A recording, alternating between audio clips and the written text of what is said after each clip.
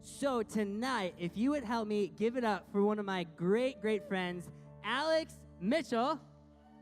He's going to come out here, and he's prepared just a great little session for us. So Alex, why don't you take it away and share with us some MomGenes. Thanks, bro. Love you. What's up, everybody? I'm back. I told you I was stealing Pretty Pin's job four weeks ago. I'm back. Coming for you. You told me to. Tonight, I'm continuing our weekly mini-series titled MomGenes, where we kind of go more in depth about the genetics of what we do, why we do it, why we're here. And I want to bring to the table a concept called thinking inside the box, which is not normal to what you hear today, because people are very innovative, and that's not a bad thing. So the concept of thinking inside the box, it's kind of pushed aside nowadays because the Industrial Revolution turned into the information age, or the digital age, around the 1980s. And since then, we've embodied innovation and entrepreneurship, and being an entrepreneur is celebrated, and it's really a big thing. But we're going to reverse that tonight, and I want to bring up a survey that the Wall Street Journal conducted, and it spent 10 years conducting a test to all the top business leaders in every continent in each of the industries of business, and it asked two questions. The first question was, on a scale of 1 to 10, how important is innovation to you, to the success of your business? And the second question is, on a scale of 1 to 10, how satisfied are you with the level of innovation in your firm? And surprisingly enough, most of the leaders said 9 for the first question, and they said a 2 or a 3 for the second question. And it's really interesting because, how could business leaders rate innovation as so important, yet feel so dissatisfied with their own organization's performance? Isn't that weird? They value innovation so highly, but their own innovation that they're in control of who they hire and what they implement is so low, and this is because what they really want to know is how. How do you actually generate novel ideas and do so consistently on demand?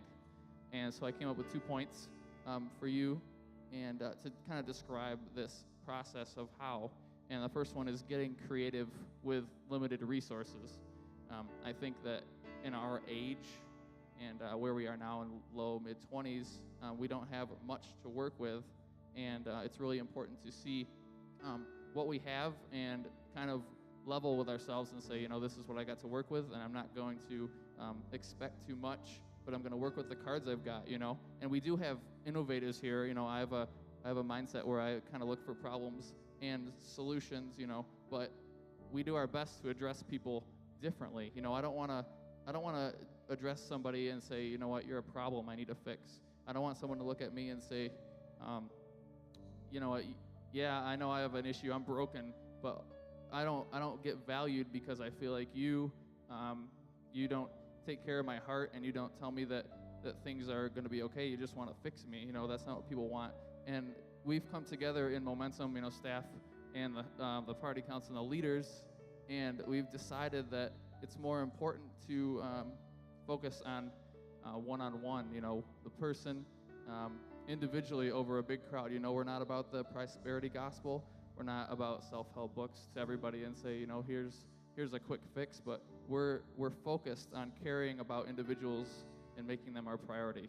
I love everybody here. If you guys ever want to talk, call me, message me. I just want to talk to everybody and help if I can. In regards to Momentum and the people business, as a whole, we believe that people are most creative when they focus on the internal aspects of any given situation. And that's really good, because when you constrain your options rather than broaden them, doing so results in defining and then closing these boundaries. So one can argue that having no boundaries is good, which it is, thinking outside the box. But if you think in the box and say, I'm going to narrow down all the options, eliminate possible negatives, it gives you more productivity and creative skill consistently.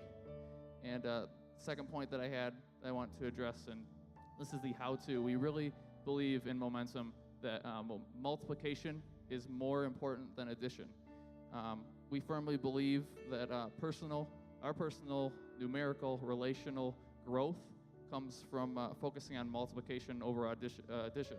And so thankful Pradeepan taught me this. A few years ago we made a shirt that said 1 + 1 = 7. And nobody understood it at first because they're like, well, that's weird. If you wear it outside, people are going to look at you funny and be like, what are you doing? This isn't Barney. So I don't understand what you're trying to teach. But when you think about it, it's really funny.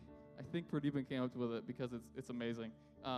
He thought outside of the box to create a concept that embodied something that thinks inside the box. Because if I'm sent here, I got saved, I'm the one, and I can help save 7. That's amazing.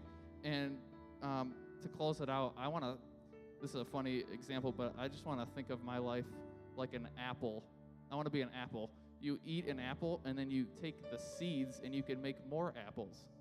There's 3 or 5 seeds in an apple. If you eat 1 apple and you make 5 more, you know what I mean? Plant trees. This is the same idea for people. I want to be one of Jesus' disciples. He only picked 12 out of the thousands and thousands that believed. And I think it's really important to make sure that the focus is on the 1 and not on the 99. Thank you. All right. Awesome. Alex,